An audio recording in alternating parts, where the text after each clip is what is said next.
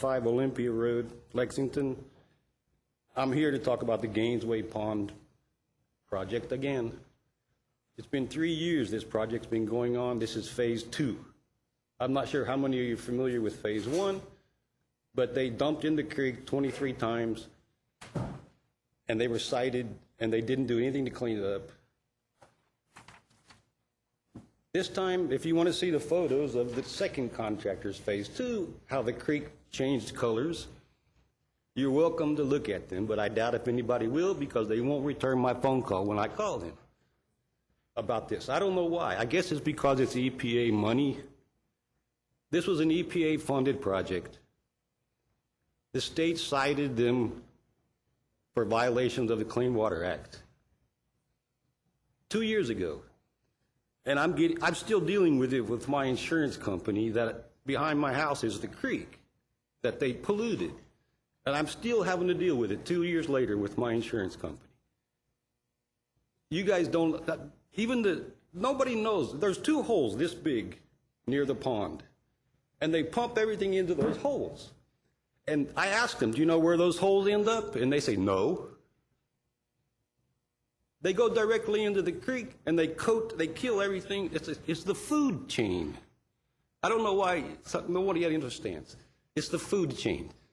The fish eat those things, the turtles eat those creatures that live in the bottom of the creek.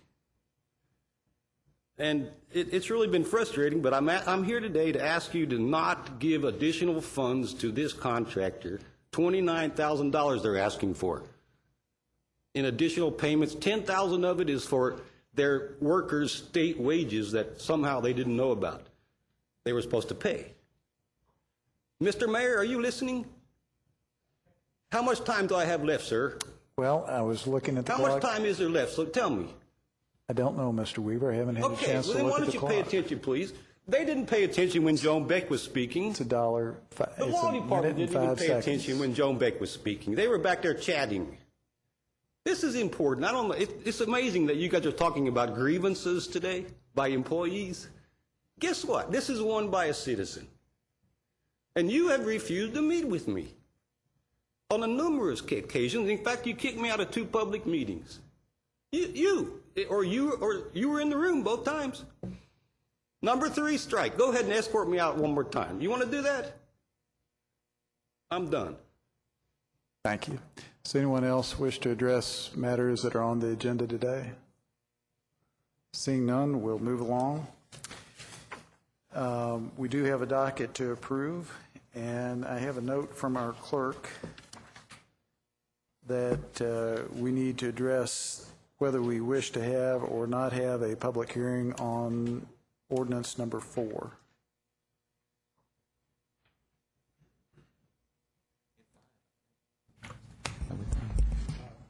Let's see. Motion to, sorry. Mayor, motion to put on without a public hearing. Ordinance number 4. Thank you. I have a motion and a second to put item 4 on without a public hearing. Any discussion? All in favor, please vote aye. All opposed, no. Motion carries. Now, is there a motion to approve the docket as amended? Mayor, I had a question. Do we not have to do number 5? Is that not? I think we would. Let me check with the clerk's office about that. I think Mr. Lane. Councilmember Lane? All right. Thank you, Mayor. I would like to make a motion to table ordinance number 5 to refer it to the Planning Commission for further consideration. So move. We have a motion, and do you want to? For how long? I'm sorry, I meant to say the just Planning a second Committee, here. not the Commission. You want to refer it to the Planning Committee. So is the motion to table, or is it motion to refer? Okay, well, let's just make it a motion to refer. I think Okay. it's better. Thank you. We have a motion to refer item 5 to the Planning Committee and a second by Councilmember Ellinger. Is there any discussion? Then all in favor of that motion, please indicate by voting aye. Aye. Opposed, no. No. Motion carries with Councilmember Gorton dissenting. I do have a comment, since it's been referred to Planning Committee, that I think the best thing will be to have a special Planning Committee meeting dedicated solely to this, because our agenda is set for the next 2 months, unless you want to wait longer than that. What was your intention in terms of time? Well, here was my thought, is the Planning Commission sent it back and said they felt like they needed additional consideration, and that's why they voted for disapproval. And so I felt that by putting it into our Planning Committee, we could do some additional consideration here, and then we could make a decision where to go from there. So that was my rationale. That's fine. I'll look for a date when we can have a special Planning Committee meeting to address that. Thank you. Thank you very much. Any other motions, Councilmember Stinnett? I see Bill Salih here. Bill, well, this will still stay on the docket, though, and be disapproved. Even though we're referring it to our own planning committee, it'll still stay on the docket and be disapproved moving forward. Is that correct? Because referring doesn't actually... Stinnett, I have to admit, I'm not sure how your dockets Well, work. in other words, we have 90 days to act on this. No. On No, a this- text amendment from the Planning Commission, you have unlimited time. Oh, okay, so we're not in any time constraints, That's correct. and they can appeal it regardless of what action we take today, the Right. petitioners? Yeah, Okay, I didn't there's want to not a mess that clock up, running too. on the text amendment the way there is for a zone change. Very good, thank you. You're welcome. Vice Mayor Gray. Just out of the interest for council members like me and also perhaps the public, can somebody explain what we're doing here? We'll let Mr. Salih speak to that issue. Thank you, Mr. Mayor. This is a recommendation from the Urban County Planning Commission on a text amendment that had been initiated by the council late last year. Planning Commission held their requisite public hearing not quite a month ago and decided to recommend disapproval of the text amendment back to the council. Council now can choose how to accept that recommendation. Yeah, we've got some new council members that came on board since then too, so it's helpful. Thank you. You're welcome. Thanks, Mayor. Thank you. Councilmember Martin. Mr. Mayor, please let the record show that I abstained from this vote, and I have a prior representation of a client directly on this matter, and I'm actually going to leave until it's done. Very well, thank you. Is there a motion to approve the docket as now amended? Councilmember Lane has moved. Councilmember Lawless has seconded that the docket be approved as amended. Any discussion? Councilmember Stinnett. I have additional item I need to place on the docket before we approve it.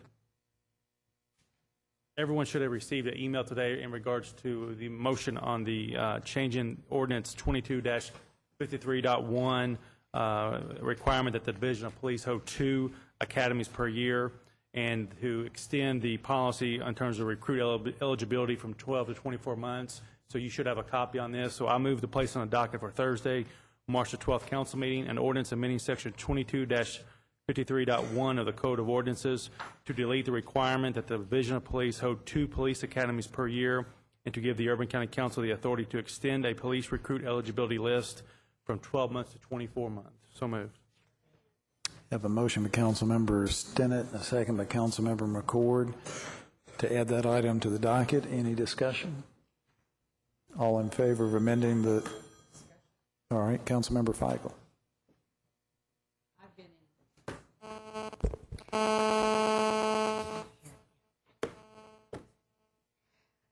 I've been in meetings since 9 o'clock this morning, and so I'm just seeing some of these things for the first time. And literally handed to me just now.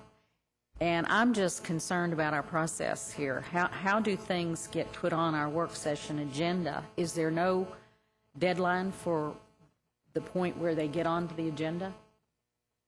Councilmember Stinnett, do you want to address that, or I'll take a stab at it either way? Well, we do have a process. Thursdays by 4 or by noon has been the standard process, but a council member at any time, at any meeting, can walk an item onto any agenda or any docket.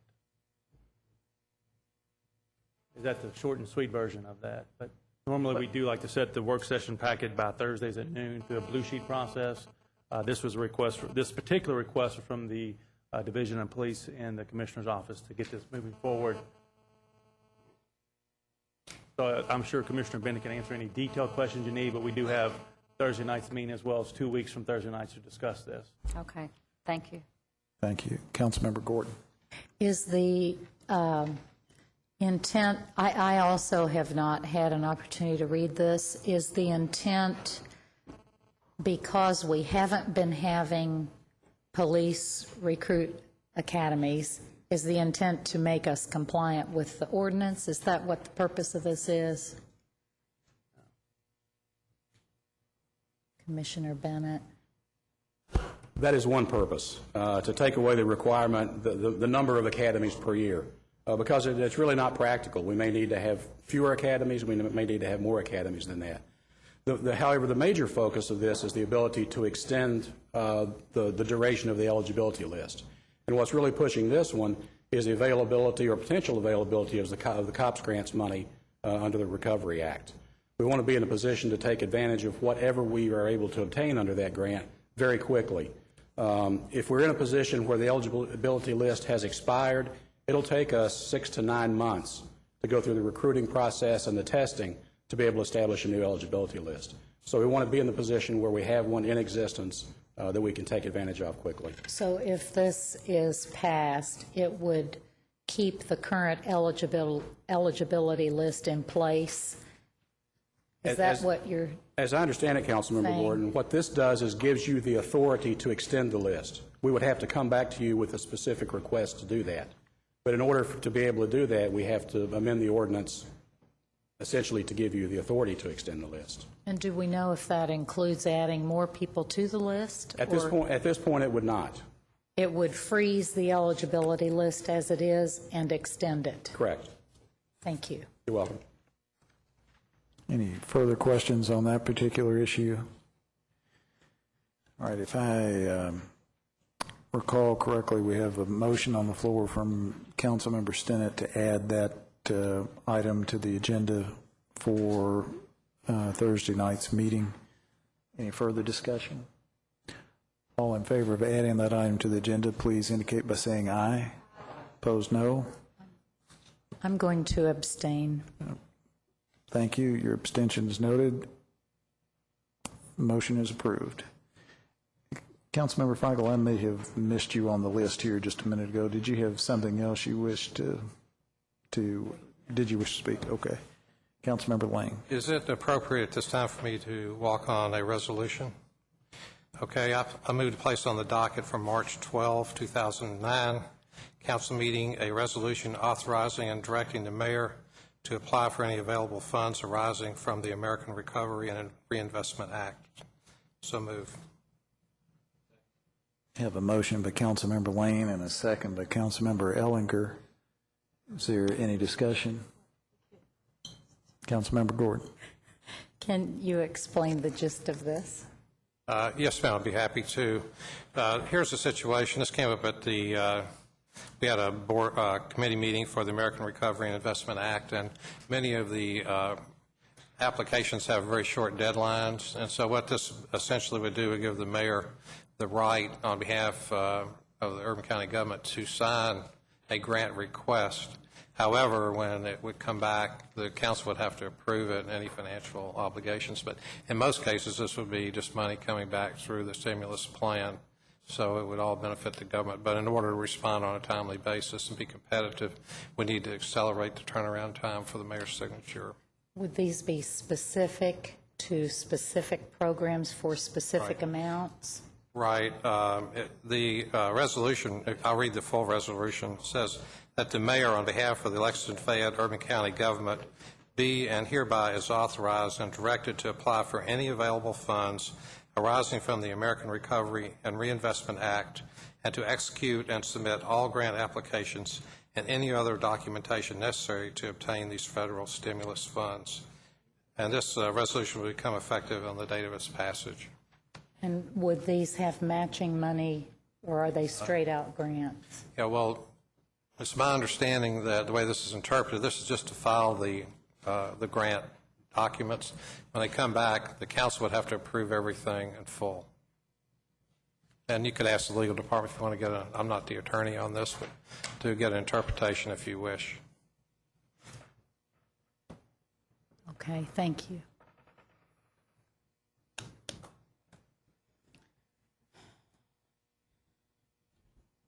The timeframes for applying for this money as it's being made known to us, what's available, is very tight. And so all this does is allow us to apply for any available grants, regardless of what department it might come from the federal government, or it might flow to here at LFUCG. And we would make the application, and then if we were successful, then we would bring it back to the council, and you would have to accept the grant. Many of these discretionary grant applications relative to the stimulus package, the grant match is being forgiven, if you will. But they're rolling out, each day we learn a little more, each day we get a little more information, and the turnaround time on them is very tight. So if we have to, unless the timing would be just right, we'd bring it here, ask your permission to put it on the docket to apply for the grant. Could take 3 or 4 weeks. So we're asking to be able to apply, and then you can decide whether to accept the grants if we're successful. So is the intent to apply for all of them that come then? Is this kind of a blanket? No, ma'am. This is, we would not apply for anything that we did not think we were eligible for or had an opportunity to receive. It would simply be you're allowing us to do that, to make the application for any grants that might be appropriate for LFUCG to receive. Okay, thank you. Sure. Councilmember Beard. Thank you, Mayor. Joe, while you're there. Yes, sir. This whole process, you can't, it's tough to understand, I guess, from what we get from the media.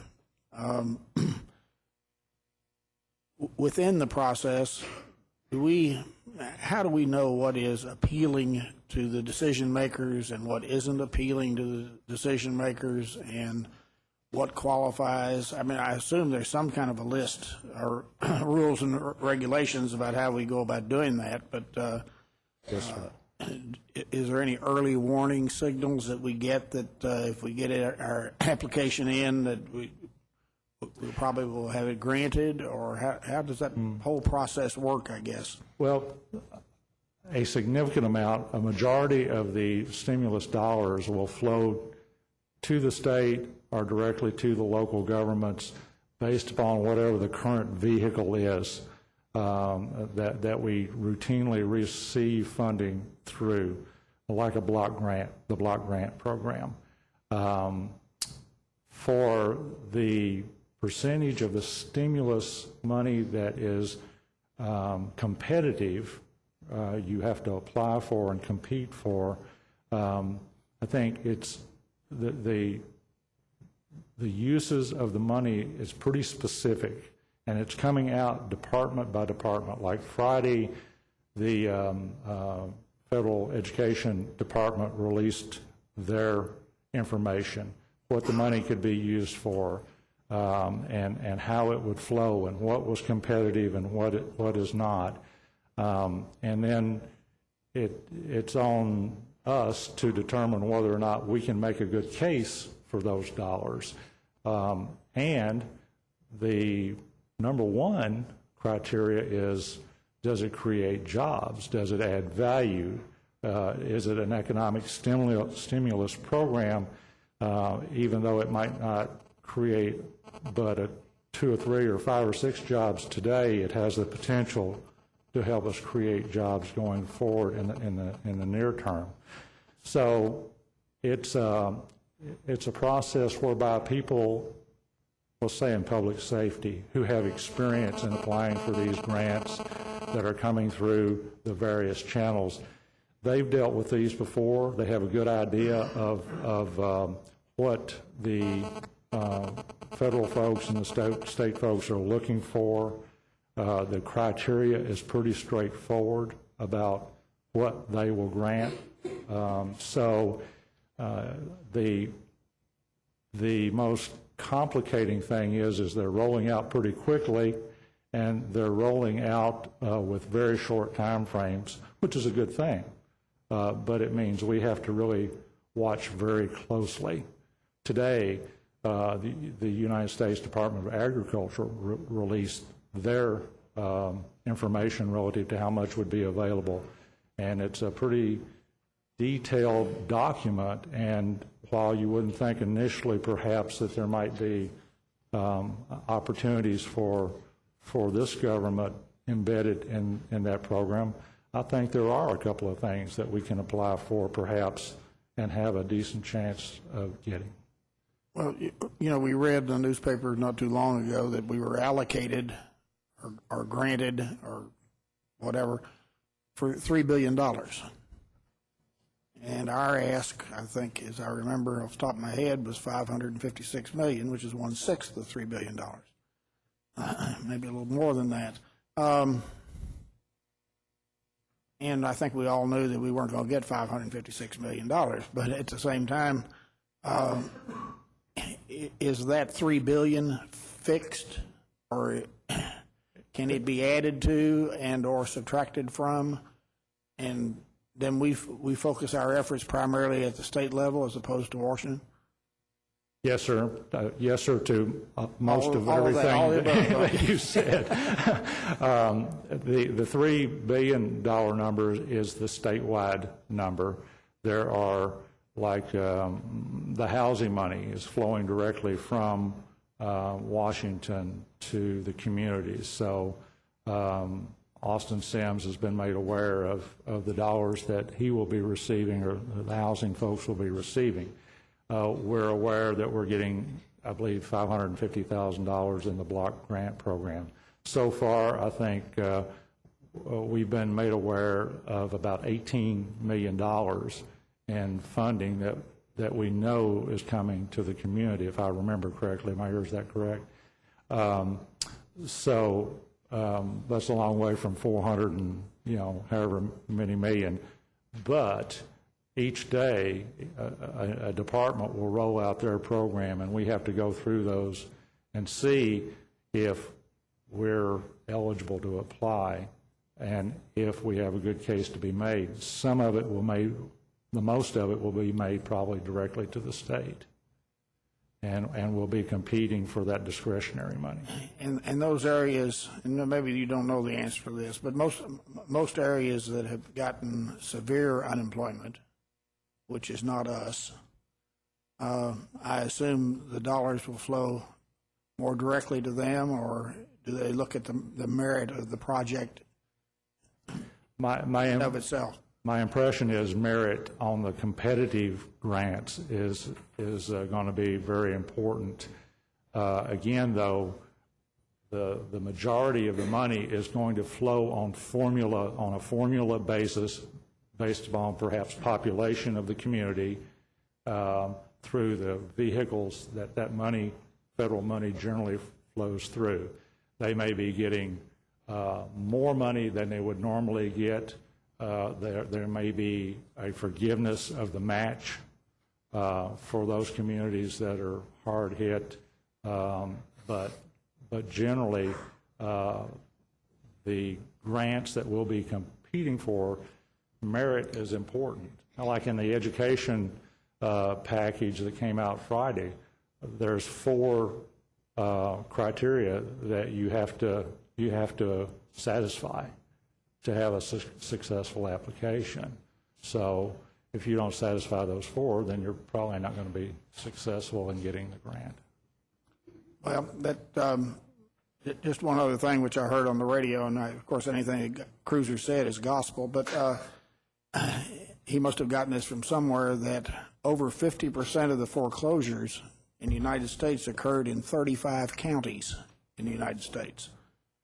And that is unbelievable, that there are areas of the country that are, I understand Lee County, Florida, Fort Myers, for instance, 46% foreclosures. And that, we weep and gnash our teeth about the economy, and some people are really, really up to it.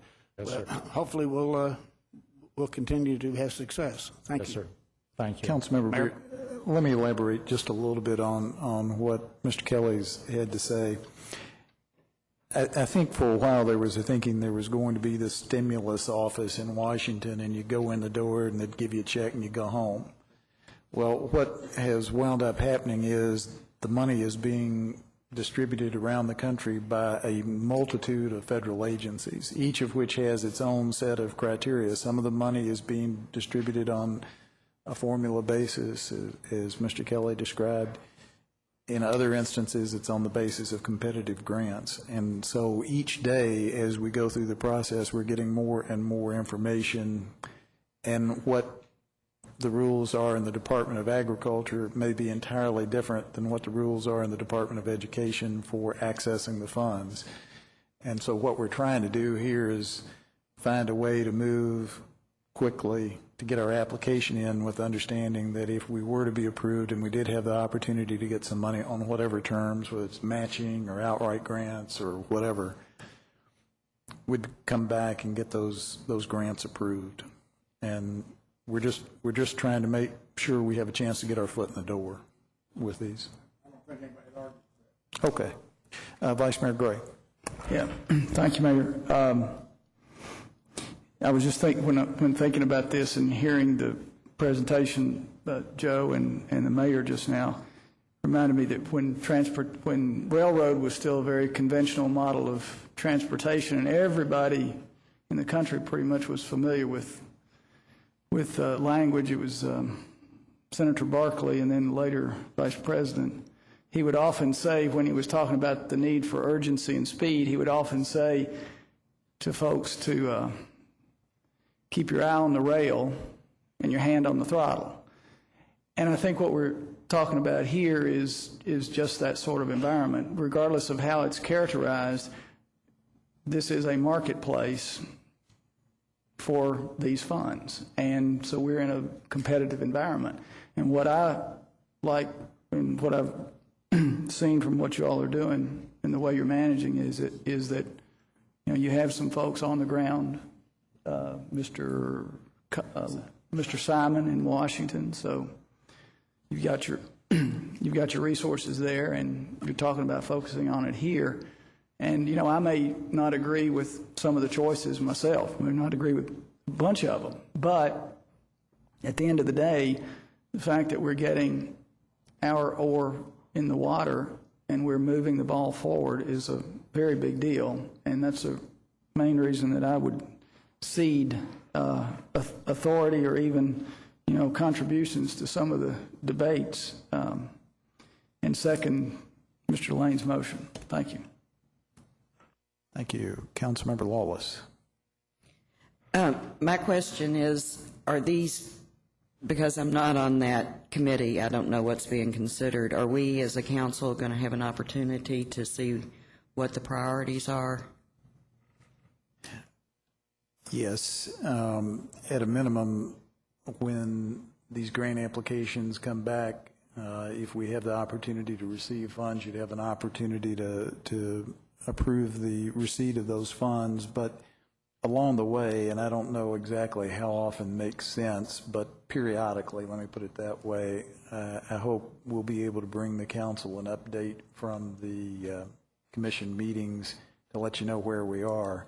We're getting close to the point now where I think we've got some sense as to how the agencies are going to function, and we're beginning to develop some sense as to some of the goals we want to try to achieve here in Lexington. For instance, we had a discussion last Friday about the prospects of targeting some particular areas of our workforce. We talked about trying to target some minority vendors. So those kinds of conversations are beginning to take shape. And I would think probably within the next week or two, we ought to be in a position to have at least a pretty good series of things to report to the council. Certainly in the meantime, I hope all of you will feel free to come whenever you have the opportunity. We typically are meeting 3 o'clock on Friday afternoon. Those meetings are all open to the public. We just decided this afternoon, primarily due to the fact we've got a pretty full day ahead of us on Friday, we're going to cancel this Friday's commission meeting. I was going to make an announcement about that later, and those who are members should be receiving a notice of it. But generally speaking, we'll plan on being there at 3 o'clock on Friday afternoons, and we'd be glad to have you participate. Okay, thank you. Councilmember Crosby. Yes, Mr. Kelly, I have a question for you. Who exactly should we refer our constituents to when they have questions regarding, for example, grant applications and also the initial $556 million, I guess, wish list? Because I know, at least in my office, I'm getting a lot of input from constituents. I'd like to say positive in some cases, but not necessarily. And since we're not necessarily part of the process of the initial wish list of those monies, who should we direct them to? Because I think when they're calling certain offices, they're getting the runaround on who they need to talk to. So could you give us, is it you? Yes, Okay. you can refer them to us. I would tell you that we have a website that. Well, I think that they are going to the website, but I think if they want to talk to somebody, who is that one person or office? Well, I may not be able to address the specific question. Depending upon if it's a social services issue, then I'm probably going to have to redirect that to Commissioner Helm, or public safety to Commissioner Bennett. So my question would be most appropriate that you would be the person to contact, and you would be able to defer them to the appropriate. Sure. Thank you. Be glad to do that. Councilmember Lane. Mayor, would you like to comment on the fact that on some of these grants, there's no money from the Urban County, there's just not any money required. They've waived some of that on some of the grants. Sure. The President's Recovery Act has an assortment of job stimulus projects scattered throughout it. Exactly how those stimulus programs are going to work will vary from agency to agency within the federal government.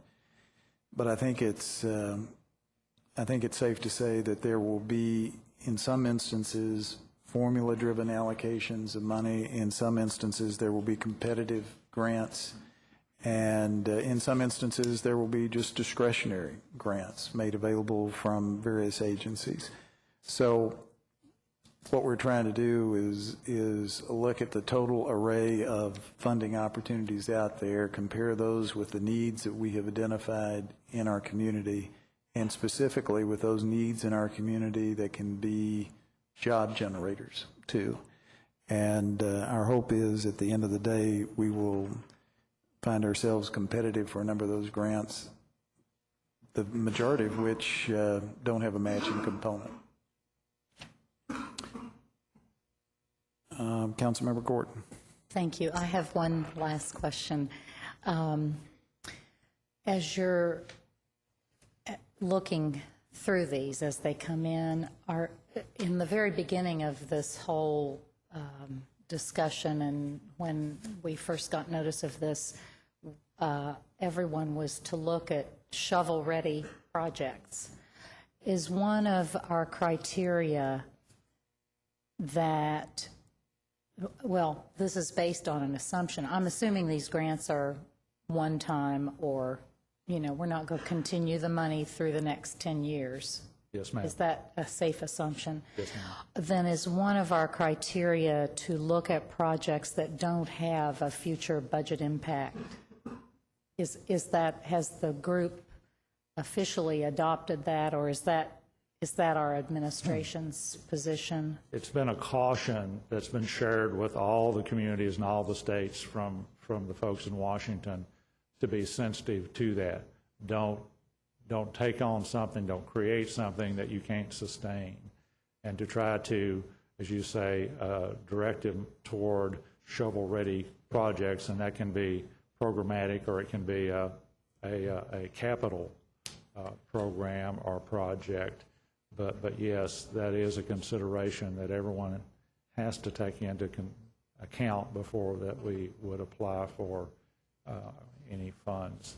So I would presume then when these are brought to the council, it'll be like other things, it will show any future budget impact. Is Yes, that ma'am. correct? Yes, ma'am. Okay, thank you.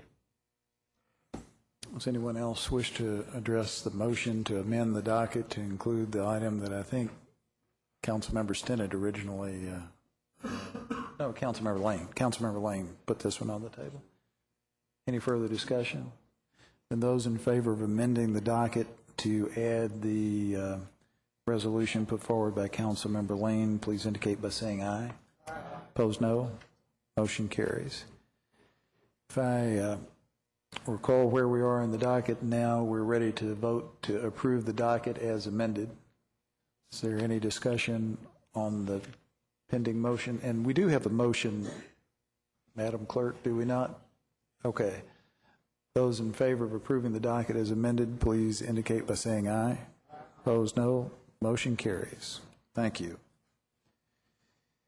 We have a summary for approval, the summary of the March 3rd work session. Move approval. I have a motion by Councilmember Gorton and a second by Councilmember Blues to approve the March 3rd summary. Any discussion?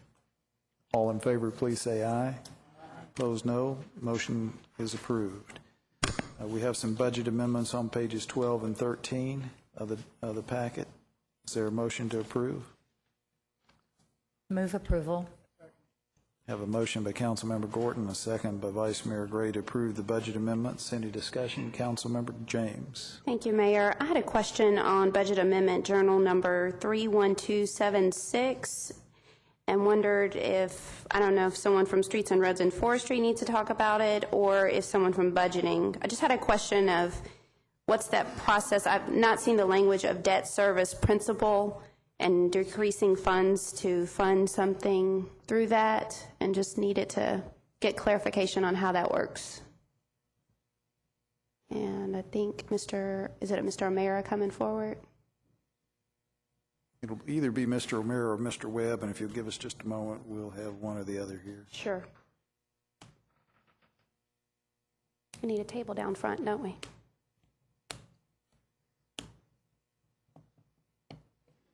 Better than that, we're going to have both, it looks like.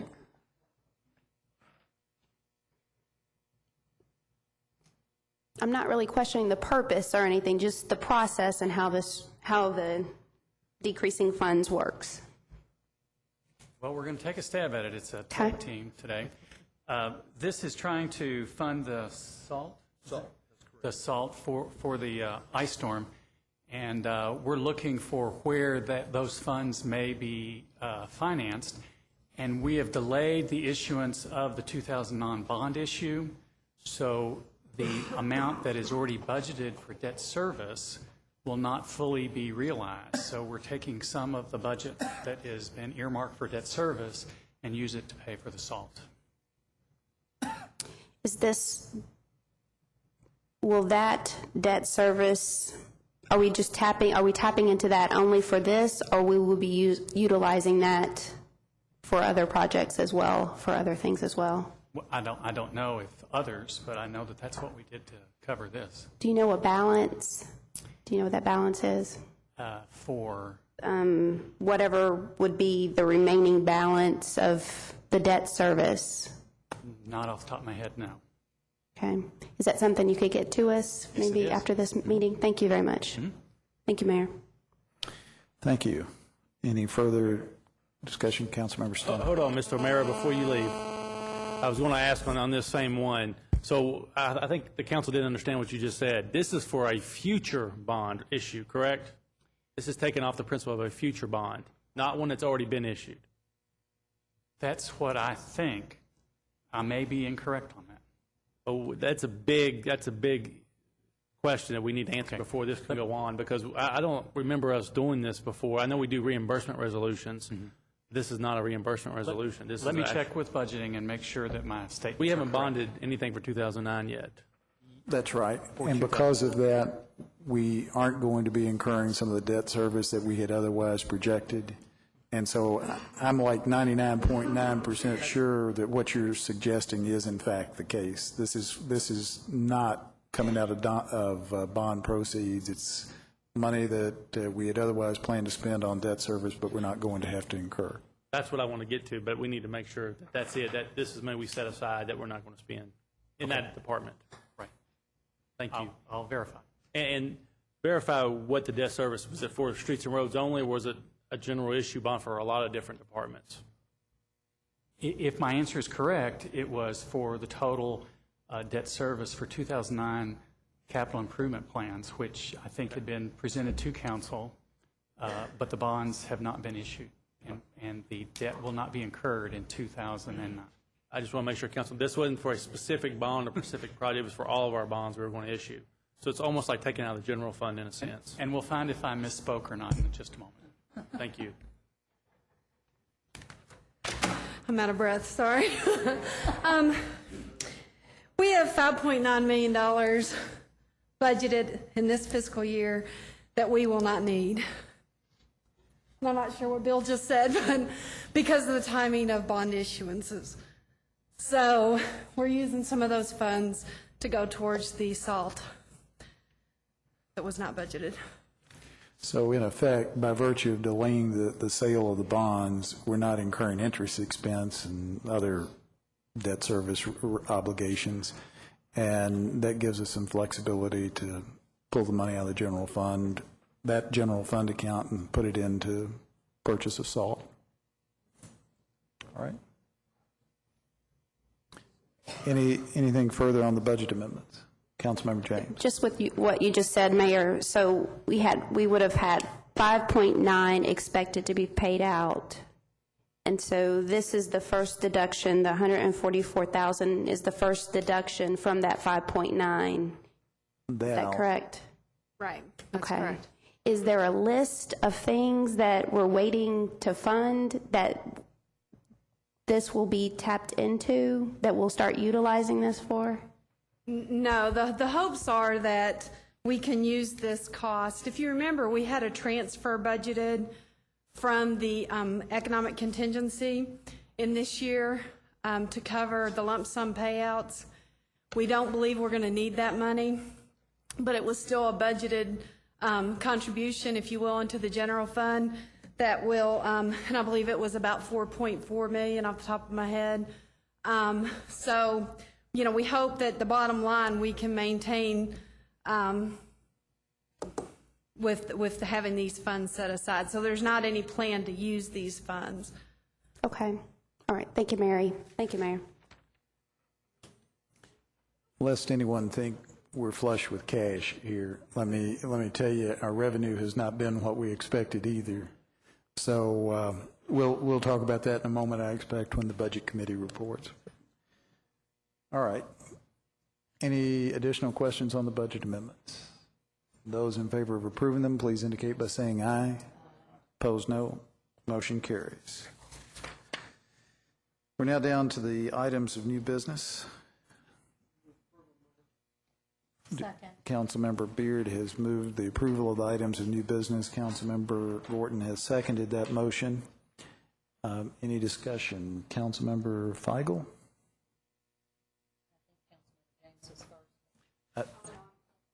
Okay. I just wanted to ask a question on the change order for the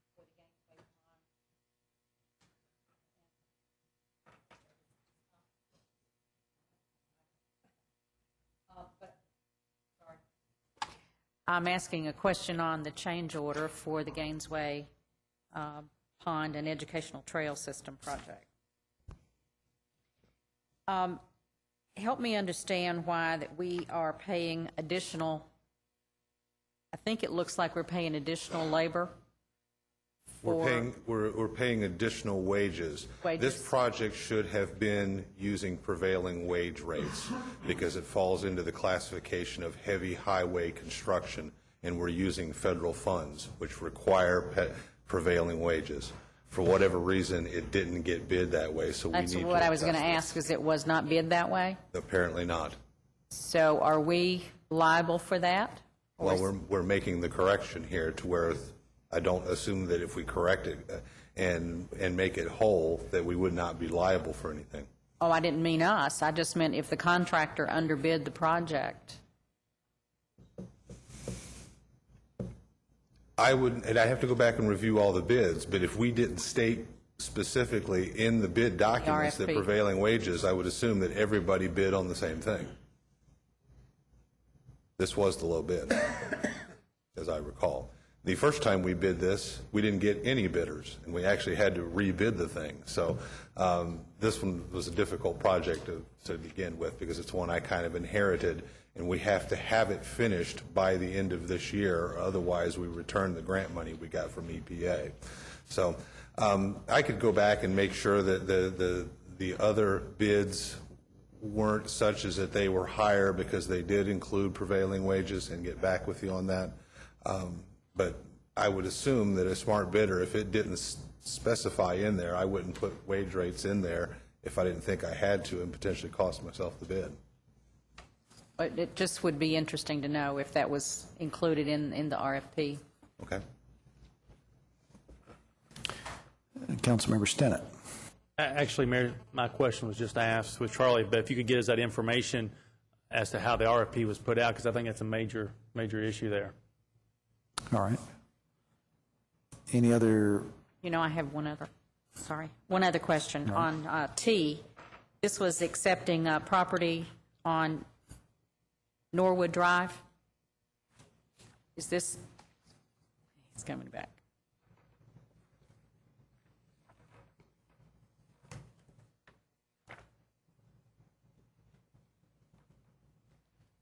My assumption is this is a property that was probably experiencing flooding issues. Yes, ma'am. And we bought the property. Yes, ma'am. When we do that, and I know we've done that in several instances, is there anything done with that property to make it more of a detention basin, or is it just left the way, the topography is just left the way it is, or? There's a finished grade, and it's reseeded and turned back into its passive state. As far as there need to be a detention basin, that's probably not the normal course. It's allowing the absorptive aspect of it. Usually what I have found is many of these is it's a drainage channel. It was built in the floodplain to start with. And so if you're in the floodplain, you obviously you have to go through a bunch of permitting process and actually increase your costs to build a detention basin.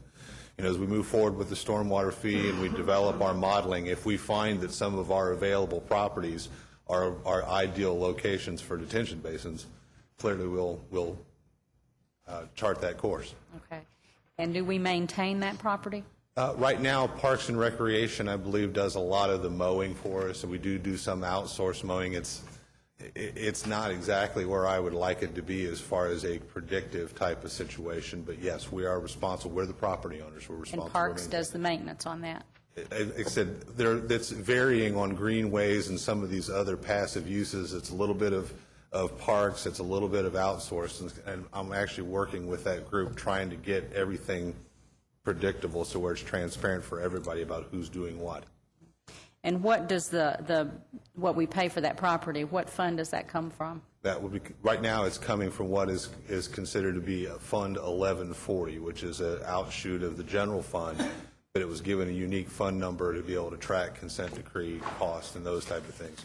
But most of these things are actually bought through bond issuances that were made over the last several years. Council had authorized various bond issuances in order to fund stormwater projects. Whatever the detail says as far as in the accounting is which fund it's coming from, but it's one of those two. Well, the reason I ask who took care of it, who maintained it, is we just came from a meeting where the Parks Department was saying they're shorthanded by about 12 people. So we're passing along more maintenance for them by using money from this dedicated fund, but we don't have any authorization for maintenance. We don't have any authorization to use that fund for maintenance of those properties then. I almost feel like you're trying to lead me into saying what I keep saying in the Stormwater Task Force, is that we don't do a good job of maintaining the things that we have. And that would be my intention, is to maintain these type of things through that funding mechanism. But you're right, is that it is a struggle to maintain these things. The trade-off is that we leave somebody in a property that has documented structural flooding.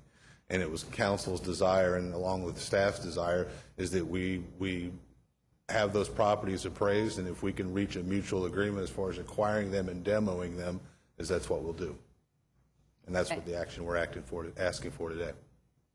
And it is Fund 2522, as reflected on the memo, which is a bond fund. Okay, thank you. Okay. Thank you. Councilmember James. Thank you, Mayor. My question is on item F. Dr. Helm, if I see your name listed here as well as Ms. Hendricks, just wanting to ask a question.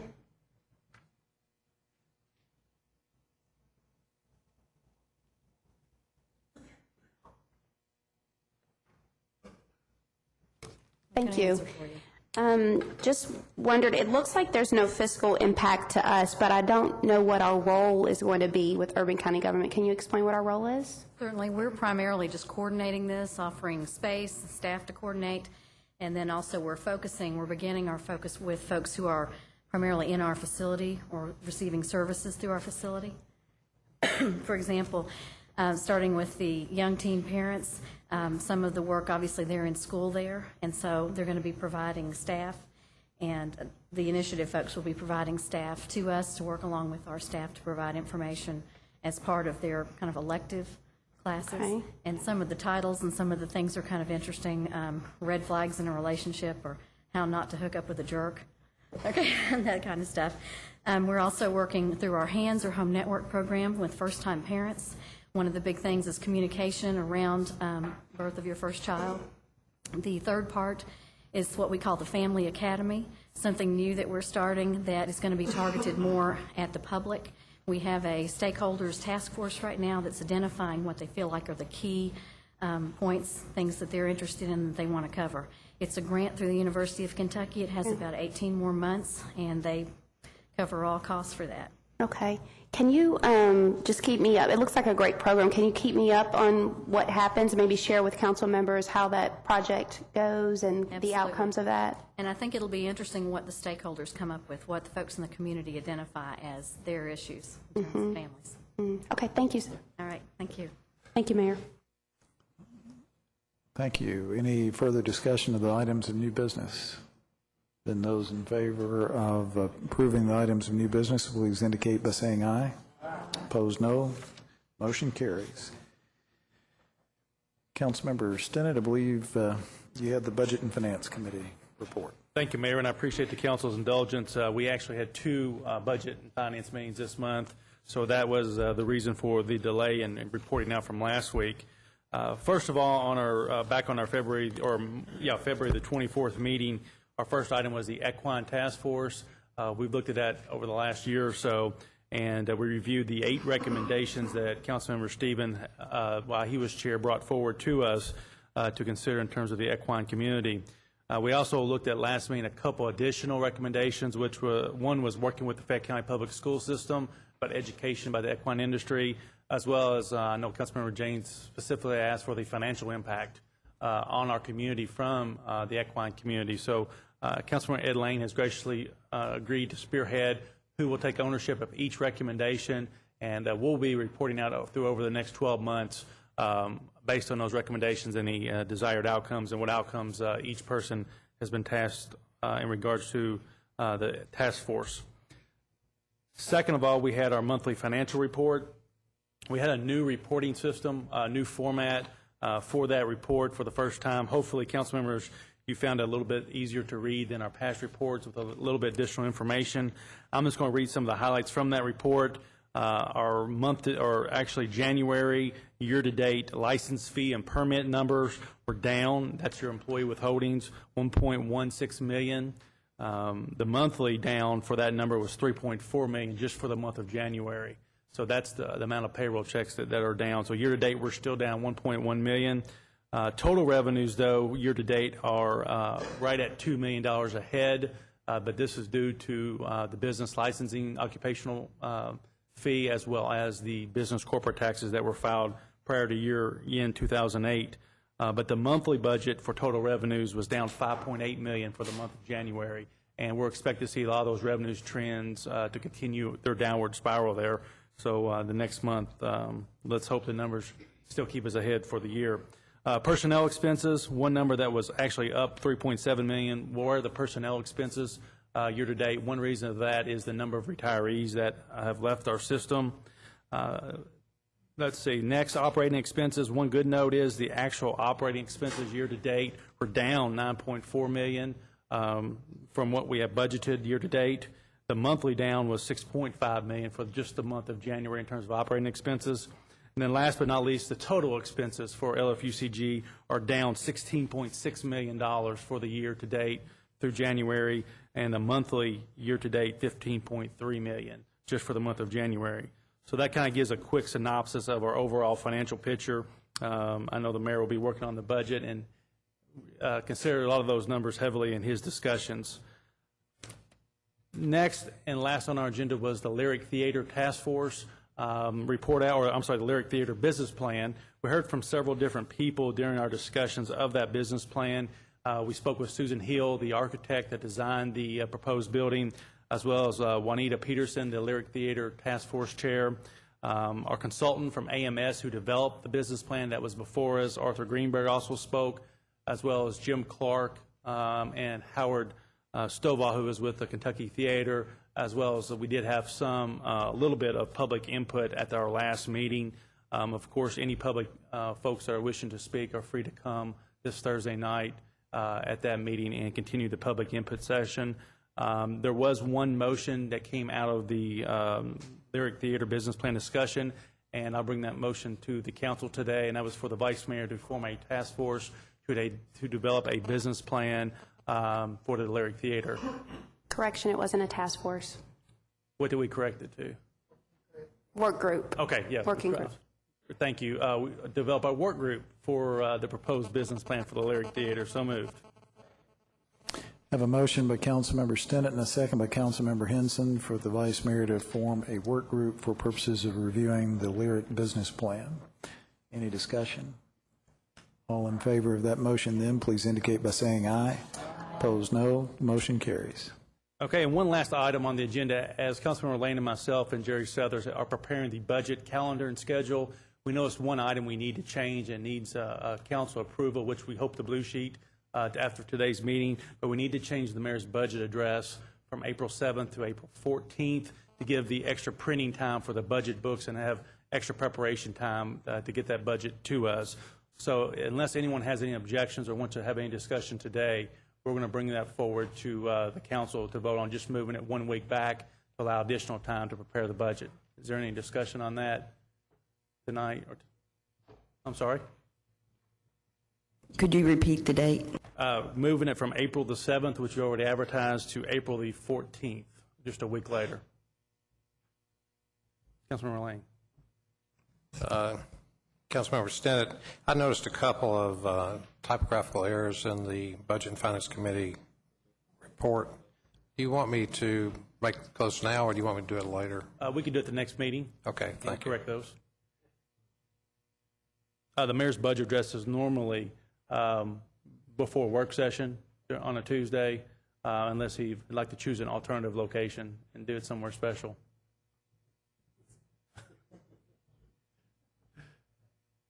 I appreciate the invitation, but I'll pass.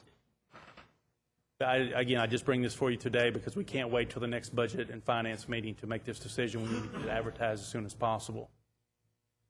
Okay, that ends my report. Thank you, Mayor. Thank you. Councilmember Ellinger. Thank you, Mayor.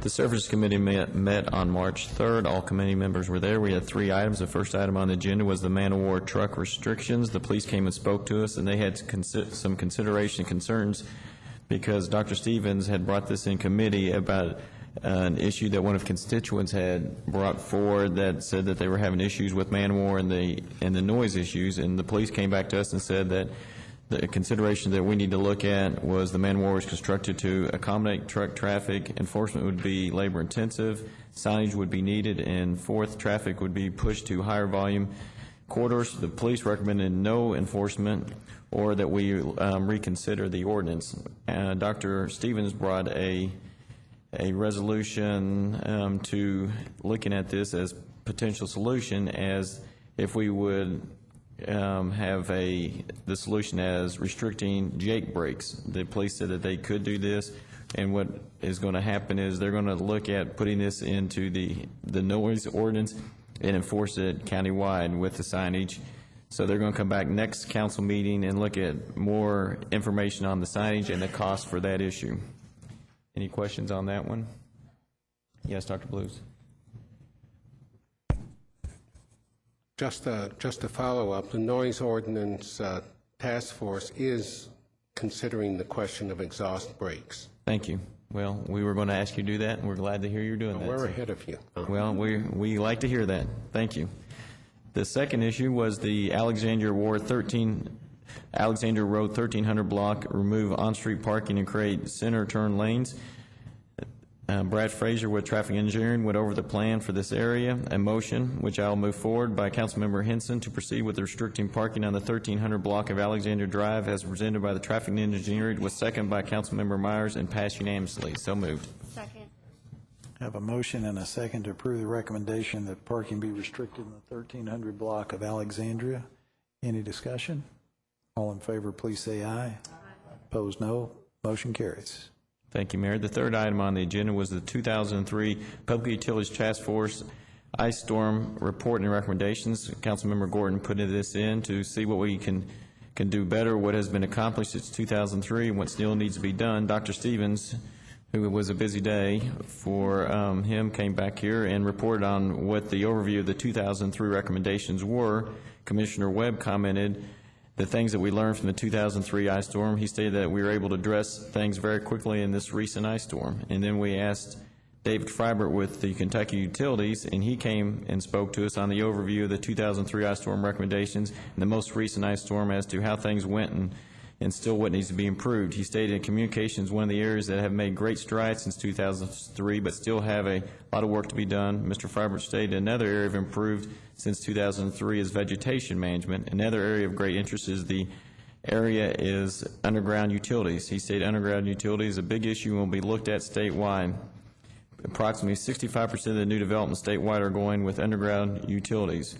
We'll keep this in committee and have to decide if we're going to have to come up with a task force like we did for 2003, or if what we've done at this point is sufficient. At that point, we adjourned at 2:51, Mayor. Thank you. Correct. Thank you. Any questions? Seeing none, we'll proceed. We're now ready for council reports. And I believe Councilmember Gordon is first. Thank you, Mayor. Two items. Thursday night, we will have about 19 UK juniors and seniors attending our council meeting. They're in Pat Whitlow's senior class, and they have been studying local government, and they're interested in how policies move forward. And so they'll be here to see, to see the council in full bloom. And I had a really good discussion with them last week, and they are full of questions. And so they have studied, they've been on the internet, looked at our issues. They know what's been on new business, so they'll be here Thursday night to observe. And then the only other thing I have, which is just awesome, is to wish Ms. Catherine Duff of the Fairway neighborhood 101st birthday, to wish her happy birthday this week. She's 101 years old, and it's really something when you can get to be that age and have most of your faculties about you, which she does. So happy birthday, Catherine. Thank you. Councilmember James. Thank you, Mayor. I wanted to make a couple announcements. On tonight at the Living Arts and Science Center, the Martin Luther King Neighborhood Association will hold their monthly meeting. It begins at 7 o'clock. Again, that's the Martin Luther King Neighborhood Association at 7 o'clock. They've got a pretty full agenda, but it looks really exciting, so I hope to see you there. I also wanted to, it's always noticed on our schedule of meetings, but the tree board meets on Wednesday, on tomorrow at 10:30 in the 5th floor conference room. And I just wanted to invite council members or whomever, it's a public meeting, to sit in and engage in conversation with us about trees on the tree board. We deal with a lot of interesting issues, and you may be surprised at how many tree issues actually exist here in Lexington. But I think after the ice storm and the storms that we've had, you should be interested. You should have, I circulated a picture a couple of weeks ago of a tree, asking whose responsibility do you think this is, and I'm interested in your feedback. I didn't put my name on there, but I am interested in your feedback if you have an opinion of whose responsibility that tree is that was in that right-of-way. So offer your comments, and I'd be happy to take those to the tree board or come join us for discussion about that. I also wanted to announce that we're about wrapping up a couple of the small area plans, one in the East End and one in Central Sector. And on Monday, March the 16th at William Wells Brown Elementary, we will have the public meeting for the small area plan for East End. And I hope to see you there. It's from 6:30 to 8. I've announced this before that to the council members that small area plans can be a really good way to get a vision for your community. So I hope that you will come and get an idea of how this process works. We've had wonderful, wonderful participation, a very involved steering committee, and public meetings. And I think that the East End as well as Central Sector have been done very effectively. And I'm very proud of the work of the consultants and the residents in that area. So Monday, March 16th at the William Wells Brown Elementary. The address of that school is 555 East 5th Street. And the time is from 6:30 to 8. And the notice on here said, the little note on here says, remember, there's no community without you. And I will close on that. Thank you, Mayor. Thank you. Councilmember Blues. Thank you, Mayor. The Meadowthorpe Neighborhood Association meets tonight at 7 p.m. in the community center at Louis Meadowthorpe Park. Look forward to seeing all the neighbors there. Wednesday night, March 11, at 5 o'clock, the Noise Ordinance Task Force meets in the 5th floor conference room. We'll be taking up a number of issues relating to the topic of noise. And then at 6:30, when that meeting concludes, I go to my granddaughter Lydia's birthday party. She'll be 8 years old. And I'm glad to report that she's doing very well in school. On Monday, March 16th, Windburn Neighborhood Association will hold its monthly meeting, 6:30 p.m. in Martin Luther King Park Community Center. Thank you, Mayor. That's my report. Thanks. Councilmember Beard. Thank you, Mayor. I move approval of the March 10th Neighborhood Development Fund list. Councilmember McCord has seconded Councilmember Beard's motion to approve the NDF. Any discussion? All in favor, please say aye. Aye. Opposed, no. Motion carries. Thank you, Mayor. Vice Mayor Gray. Thank you, Mayor. I'm so excited because it actually got all the way down to me, and we've been talking about birthdays, and I never, ever remember to do birthdays. And I'm remembering today. It's Artie's birthday and Jeanette's birthday. To you. Hey, all right. Happy birthday to you. Happy birthday, dear Artie. Happy birthday to you. And Chuck wants to add something to it. Well, I think there was 3 of us that were going to wish both of them a happy birthday, but I think they still have a long way to go. They catch Miss Duff at 101, so, and many more. I think it's safe to say that this group needs to be sure we keep our day jobs. But congratulations to both of you. All right, Councilmember, are you through, Vice Mayor? All right, Councilmember Martin. Thank you, Mayor. I just want to announce that the Beaumont Neighborhood Association is meeting this evening at 6:30 at the Beaumont Clubhouse next to the YMCA. And residents of Beaumont are encouraged to come out and take part in the decisions that affect their neighborhood. Thank you, Mayor. Thanks. Councilmember Crosby. know Councilmember Stinnett mentioned this last week regarding the sewer work that's being done on Todd's Road, and I'd just like to remind everybody to be patient. I love to hear from the constituents, particularly early Saturday and Sunday mornings, regarding the intersections in the 7th and 7th District, particularly Maple Leaf Drive and Todd's Road and Man of War. But we have called traffic engineering. We have asked them. Kevin and I are fighting it every day like you all, and we understand that the lights sometimes only a few cars can get through. We have addressed this with traffic engineering. They're working on the synchronization of it and trying to do a little better, but they have to also make sure that Man of War flows safely and efficiently as well. So it's a very fine process, so just be patient. It's only through, till the end of this month. And a little last reminder, and I'll say this because the police are monitoring it, and I'd hate to see somebody get a ticket for doing this, but at Maple Leaf, the right lane at the bank is not a left turn lane, and a lot of people are blocking that lane and turning left, and it's causing a lot of issues for people who are in the left turn lane because they don't realize the cars in the right turn lane are turning left when they really shouldn't be turning left because it's illegal, and it's about ready to cause some accidents. So just be aware that you're not to turn left out of that right turn lane, even though it may seem like it's quicker at 8 o'clock in the morning and traffic's backed all the way up because you can't go straight. Just be patient and be safe. So thank you very much. Thank you. Councilmember Stinnett. Thank you, Mayor. And to Councilmember Crosby's note, that road will be reopened March the 26th, so 3 more weeks of it, and hopefully it'll improve that area greatly after we get through there with all the work. One issue that many of you have probably read in the paper that was passed by our state legislators last year is to allow golf carts on our neighborhood streets if you live within 5 miles of a golf course. And there are people interested in Lexington in pursuing that issue for us to take a look at that ordinance. So I'll make a motion to put that issue into the Services Committee because it is a public safety issue, and they'll have to have input on whether or not that we should allow and how we allow that, given the state authority to do so. Second.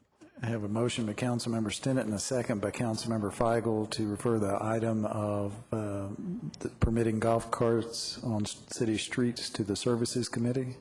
Any discussion? Councilmember Beard. Councilmember Stinnett, does that include Meadowbrook, which does not allow golf carts?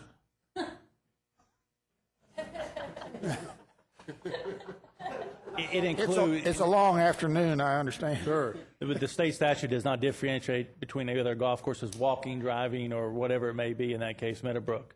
It just says within 5 miles of a golf course. That's fine. That's easier that way. All right. Those in favor of the motion, please indicate by saying aye. Opposed, no. Motion carries. Councilmember Stinnett. That's it today. Thank you, Mayor. Councilmember McCord. Thank you, Mayor. Just real quickly, 5:30 to 7:30 tonight is the South Nicholasville Road Small Area Plan Steering Committee meeting in the 7th floor of the Phoenix Building. And from a, I guess, more 30,000-foot view, we hear a lot of negative stuff. We see a lot of microscopic decision-making that goes on in here, and I was part of something this morning that was a really gratifying experience. We had a press conference this morning at 10 o'clock in the Capitol Rotunda announcing some very special legislation passed by the General Assembly, along with a proclamation by the governor supporting Second Sunday, an initiative to close roads all across the state of Kentucky on the second Sunday of October. Last year we had 70 counties that did that simultaneously. No state has ever done that. Lexington led the way with 2,500 folks coming out that day, and just a real watershed a day on October 12th last year. But today was a day where the legislature has passed a joint Senate and House resolution. Representative Tanya Pulliam from Greenup County, Representative Susan Westrom from Lexington, Senator Katie Stein sponsored the bill. Governor Beshear signed a proclamation announcing it. And what this does is it basically allows Kentucky to start leading again, and leading in an area where we struggle mightily with our health issues, but also across the country. So we had hundreds of folks from around the state come today to celebrate that, and I just am very appreciative to those leaders at the state level, but also to the University of Kentucky Extension Office, and look forward to October 11th this year doing that together, but also look forward to the opportunity to do it more frequently than just once a year. Thank you, Mayor. Thank you. Does any other council member wish to report? All right. We're ready to move on to the mayor's report. And there's one modification I would ask you to make. I had nominated Bridget Collier to serve on board with Dr. Blues. I subsequently learned she now no longer lives in Fayette County. So we would amend the Rural Land Management Board, I believe it was, to I may have my board confused, but in any event, Councilmember Blues, you and Bridget Collier were nominated for one board in particular. Do you remember that one? I do not. Let me This get is some help. nominated for what? There is in the packet, which I did not bring with me. There we go. Thank you. It's Green Space Commission. I apologize. Wrong one. Councilmember Blues and Bridget Collier were nominated for the Green Space Commission. Ms. Collier has just recently moved away from Fayette County, so she's not eligible to serve, unfortunately. So I would ask for the approval of the mayor's report subject to the deletion of Ms. Collier. Is there a motion? Is there a motion to that effect? Second. I have a motion by Councilmember Ellinger and a second by Councilmember Crosby to approve the mayor's report with that modification. Any discussion? All in favor, please say aye. Opposed, no. Motion carries. Just a couple of other things very briefly. I mentioned earlier that the Commission on the American Recovery and Reinvestment Act will not be meeting this Friday afternoon at 3, but we will plan to resume as regularly scheduled on the afternoon of March 20th. So, and then we'll reschedule, figure out how to work through the Friday afternoon scheduling issue. And finally, back last summer, I asked the Downtown Development Authority and the Historic Preservation Office to take a look at our historic buildings downtown to compile an inventory of those. I had originally asked that work be completed by the first part of this month, but I visited with Betty Kerr this afternoon, and we're going to shoot for about 6 weeks from now, and we'll be bringing a report to the council in approximately that time. That's all I have this afternoon. Is there anyone who wishes to comment to the council on issues that are not on the agenda? Seeing none, I'll entertain a motion. I have a motion to adjourn by Councilmember Lane, second by Councilmember Crosby. All in favor, please say aye. Opposed, no. Motion carries.